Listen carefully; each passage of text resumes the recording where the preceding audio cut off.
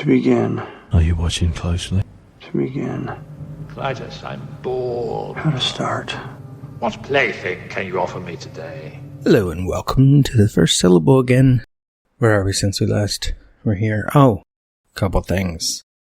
A title problem that wasn't a problem. And a death update because things are happening. First, the title problem. Oof.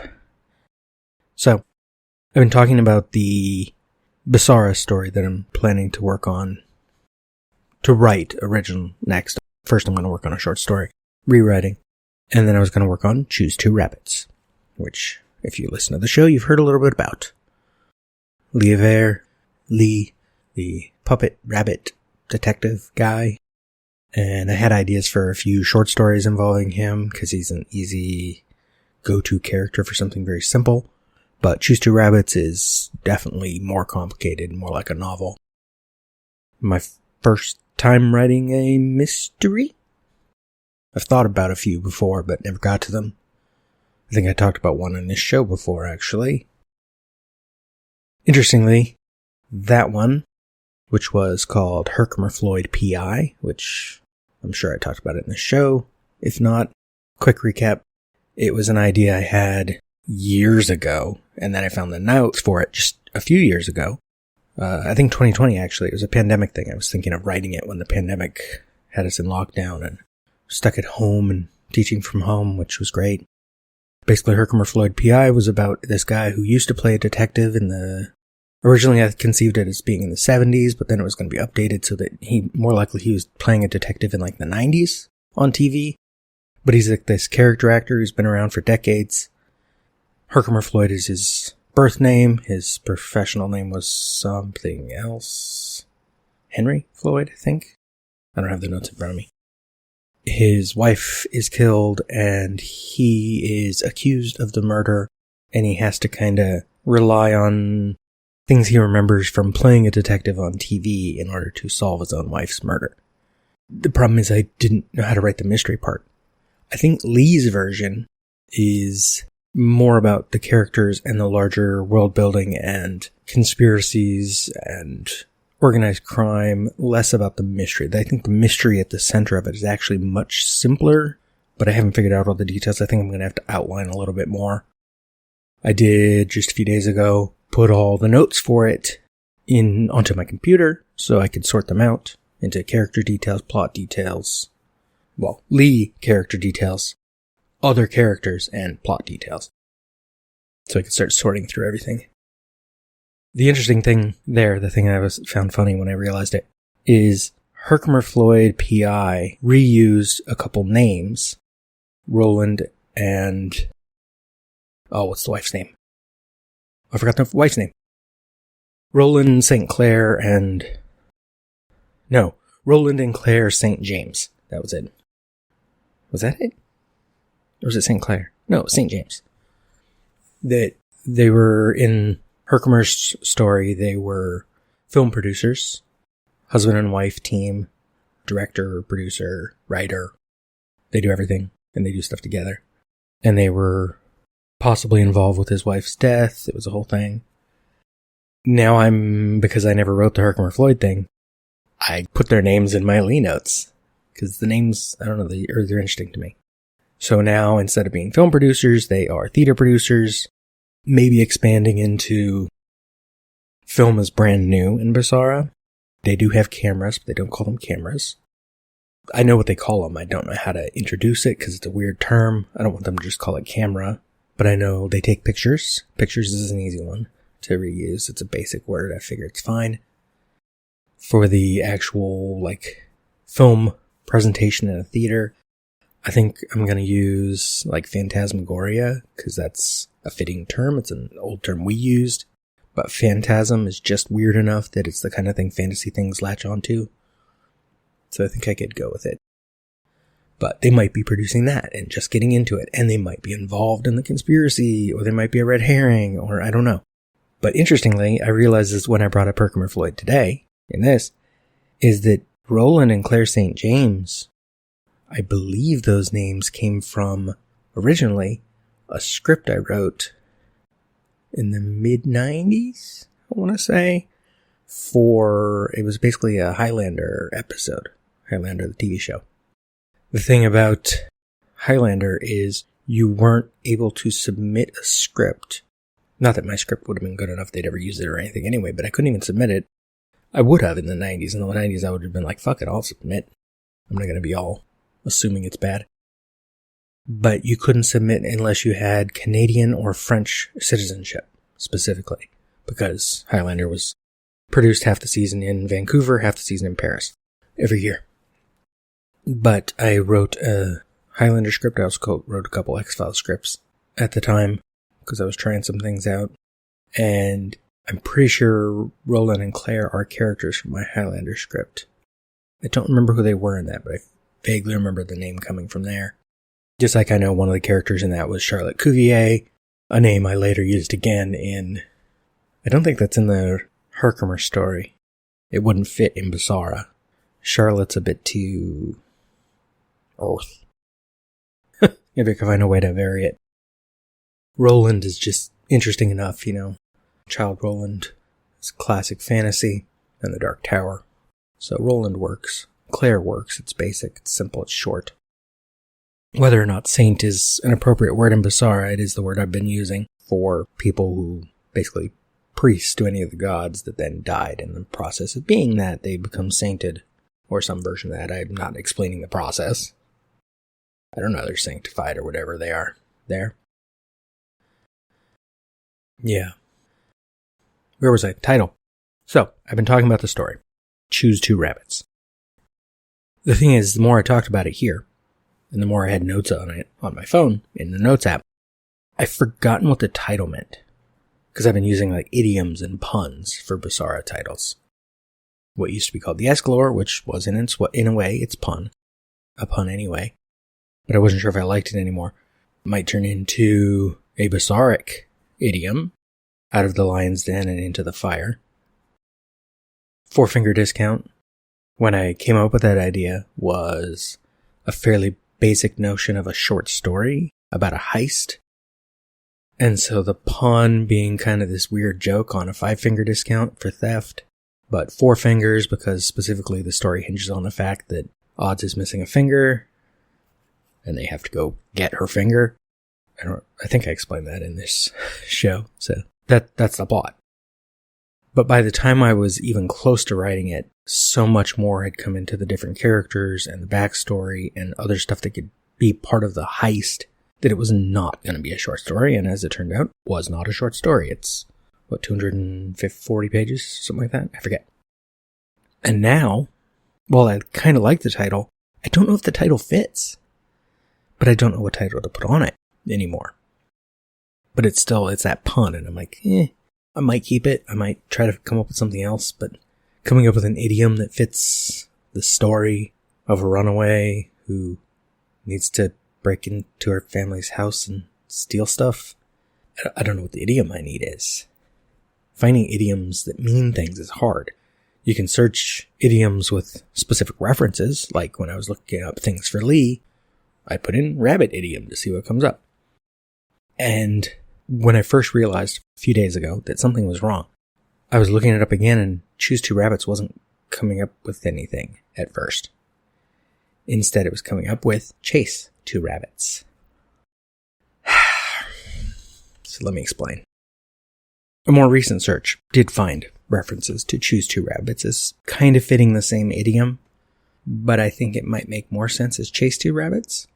But it comes from, apparently, I think oldest reference I found, Desiderius Erasmus, compiling a collection of Greek and Latin proverbs, a collection published in 1500, known as adagia or adages, contains the proverb, Duos insequens lepores neutrum capit. He that hunts two hares catches neither. The modern version is, if you chase two rabbits, you will lose them both. And there's variations of that depending on the country, but the phrasing's kind of the same in all of them. The choose two rabbits thing, similar. Those who choose two rabbits catch none.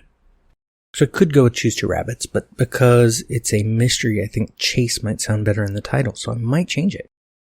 I think in my notes I have it currently changed to chase. But it's interesting. realized in choosing idioms as titles, I'd forgotten what one meant.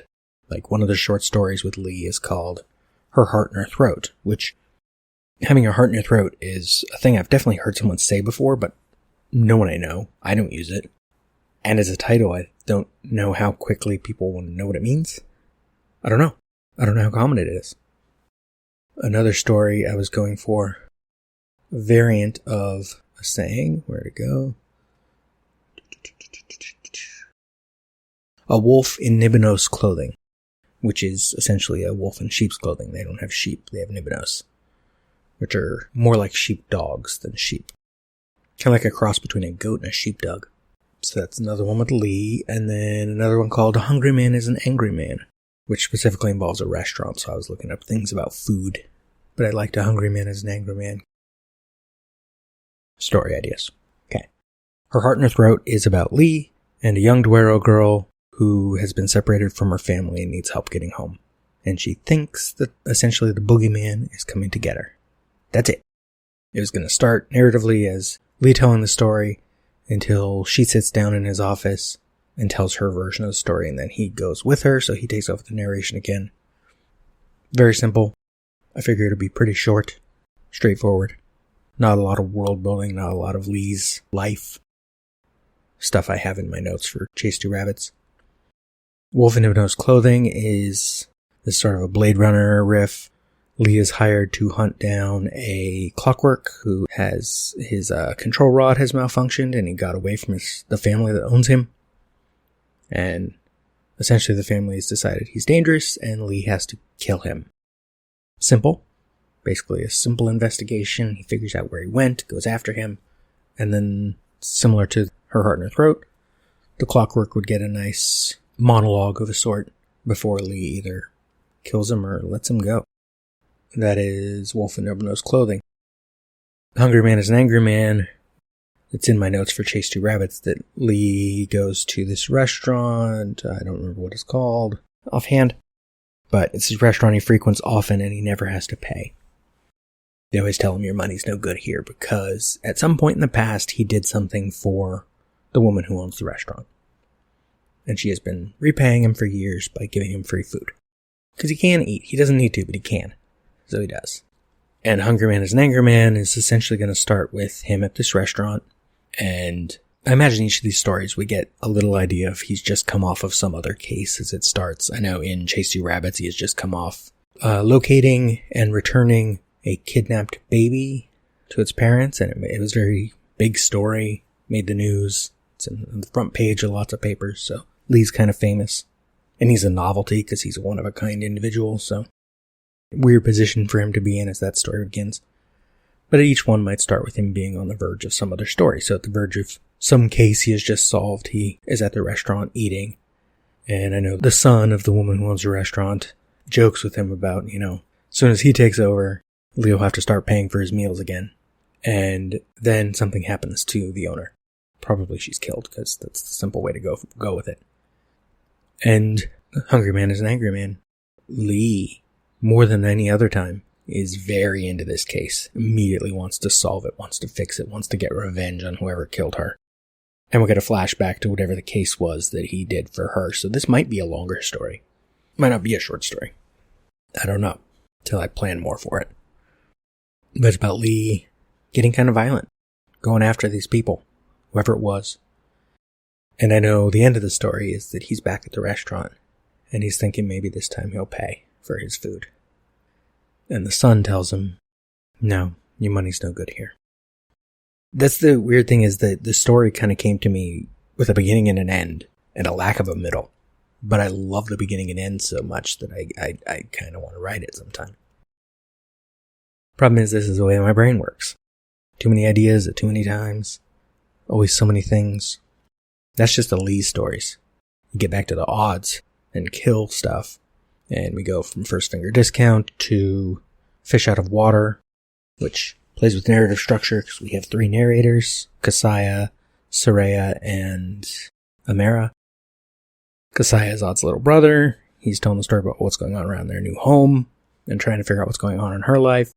Soraya is one of the people who ended up coming along with them to Malastra when they fled the city at the end of the first book. And she and Kill are opening a restaurant in this town. Like, we've jumped ahead a few months, and they're trying to figure out how to make a living. Because they have been working. Kill and Odds have been working on the local railroad. Because Kill's a good muscle, good enforcer. Odds is good at knowing when bad things are about to happen. So they're good at their jobs, but Kill's not into it. He wants to cook, he wants to read. So Soraya tells that part of the story. Kasaya is, in his part of the story, is also learning how to really focus on being a skinwalker. He's learning from Inogen, who fled the city with them, who's teaching him how to turn into different animals. And I imagine that playing like a more serious version of the Sword in the Stone movie, with Arthur turning into different animals and learning lessons, stuff like that. Meanwhile, on the railroad, something bigger is going on near the town, and this girl, Emira, kind of has a thing for Odds, and one of the things in my notes is that everyone always kind of likes Odds. And at some point in the story, Odds will realize she's making them like her. She kind of presents what they want without meaning to. Even though she escaped the life she had before, she doesn't know how to live the life she wants. So she sort of subconsciously uses magic to make people like her. Not that they wouldn't really like her, but it's more impulsive. And so Emira is telling that part of the story, so that Odds is not the focus as much. She is, but she isn't. Kill is, but isn't. Kasaya is, but isn't. Although Kasaya does get to tell his own part of the story. Because that part of the story might be more about Inogen and her past and her problems. That's Fish Out of Water. After that, probably immediately after that, not in terms of writing, but in terms of setting, is Sober as a Judge. At some point I know there's another story that comes after this because we have to get to Kill's backstory. Kill, when I originally conceived him as a D&D character, has a very specific origin. We know some of it from Four Finger Discount, but there's a specific set of details that will not be revealed until he finds it out. And that's a big deal. It has to tie into a big story. Sober as a Judge might introduce it, or introduce the plot points that lead up to it. Or Fish Out of Water could, or it'd be in a fourth story, I don't know. Sober as a Judge, I know the narrative is much different. It's being told sort of in the future by...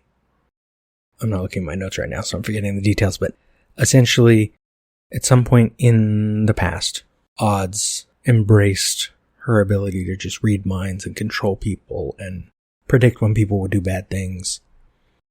And it's something set up in Four Finger Discount that she is afraid of being, is this version of herself she calls the Judge.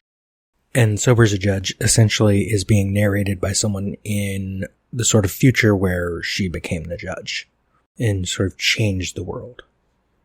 Not necessarily for the better. And this person is trying to find a way to communicate with her, with Odds in the past, to try to tell her this.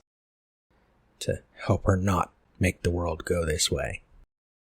The problem is, back in the present, Odds needs to do this. It's a little bit like Paul Atreides in Dune, which right now, thing a lot of people are talking about, because Dune Part 2 is out in theaters. He sees this bad version of the world that he has to create in order to make a better version. And so even though he has to do horrible things, he does it. But Odds doesn't want to do horrible things, and so she has to figure out, how do I not be the Judge, but also change the world? Because there's some other bad things going on in the world that have already been set up by little details in Four Finger Discount, in Fish Out of Water, in Chase 2 Rabbits. And if I get to it as either a D&D campaign, which is why the world building re-emerged last couple years, in Daggers of Crosswater, which is a separate story with a different set of characters. That might be a D&D campaign, in which case it would definitely have to be streamed in some way, but I don't even know if I can do that. Or I gotta write it as its own novel, because Daggers of Crosswater sets up much more of the ongoing plot involving the overbearing king, Absalom the Forgiving, who may be a bad person. Well, he's definitely a bad person in several ways, but he might be bad for the world. He might be the thing that Odds has to become the Judge to stop. Or not. The fun thing is with these ideas so far in the future still, for me, is that they can change a lot. Choose 2 Rabbits can change titles. Four Finger Discount can still change titles because it's not getting published anytime soon. I do actually want to submit it to places. I haven't submitted writing to be published in a long while, but I'd like to try again. I haven't reread it. I was waiting till Sarah reads it. She's read part of it, but then had to get new glasses because her old ones were giving her a headache, and so she hasn't gotten to the rest yet. Because we're busy. She's busier than me. I would love it if I could do this for like a living. It's what I wanted to do years ago. I wanted to write. It took a while, but I got frustrated sending short stories to magazines to be published, sending a few manuscript things to places. I don't think I was that great a writer yet. I had great ideas, but not the best writing. I think the writing is much better now. I think it became a lot better several years ago, and I was glad that it came back when I was writing Four Finger Discount. And writing Death, Death, Death. There's a segue, because Death, Death, Death is currently, as of today, at 99 pages. The 7 characters who are still alive are in the basement, which is locked, and for a reason not explained yet, Benny cannot get into the basement. He can't just break the door down. I can spoil it here. They won't hear me. He can't damage the house. It's part of the... They might not even know that exactly, but I know that. He can't damage the house. They might not be able to damage the house. The house just is the house. It's part of what ties him to the location, why he keeps coming back every 7 years. But right now, the 7 characters who are still alive are all in one room. The audience is probably confused, but Kitty is about to explain the twist. Well, the first big twist. But I wrote 10 pages-ish yesterday, almost the same today, although part of today was going back and fixing some things earlier in the script, because I realized AJ should have a camera out a few times and be filming some stuff, because that's just like their thing. And I needed to establish where the guns were. There's a gun cabinet in the game room, and I forgot to mention it when Susie and Ed were in the game room. So I want to establish that's there, so it's not as out of nowhere later. I had to change some minor details. Like I realized when I was reading a thing about the real person that he's named after, that Ringo's watch is not a pocket watch, it's a wristwatch. Things like that. Fixing some stuff. Figuring out where all the characters were that were left alive. Getting them all into one place. It was actually hard to get the one group into that same place because none of them were nearby when Kitty told people to get in the basement. So I had to figure out a way to push them into it. And I managed. And the audience is confused because they just saw 3 Bennies at the same time. Well, maybe not at the same time, but in a row. 3 different spots. One was on the deck, one was in the living room, and the other was also in the living room, but different position. And now the characters get to figure out what's happening. So there's that. Death, Death, Death is becoming a thing. And once it's done, I hope to finish it soon. I'm going to try to write a lot of it this week because it's spring break for me. Today is March 25th. This episode comes out Friday. Next week, back to my regular schedule, and then the week after, I add a new class that is 4 days a week in the morning for like an hour. It's close to home, so the drive won't be bad, but it's 4 mornings a week, which is going to mess with my sleep. It's going to mess with my schedule for recording things, for editing things, for writing. So I want to try to get the writing done, and then once I'm into my new schedule, figure out what I'm writing next, and that's probably the rewriting of the Escalor. And then depending on how long that takes, maybe rewrite another thing, because that might be easier to do in small spurts if I don't have as much time. You'll hear about it if you're listening. Anyway, that's enough rambling about that. I gotta go read about sex and violence in the movies. Tune into the Groundhog Day Project minute by minute, and you'll know what that means. Cut! You're still here? It's over. Stuff that dreams are made of. It's a passport Go home. to another world. Go.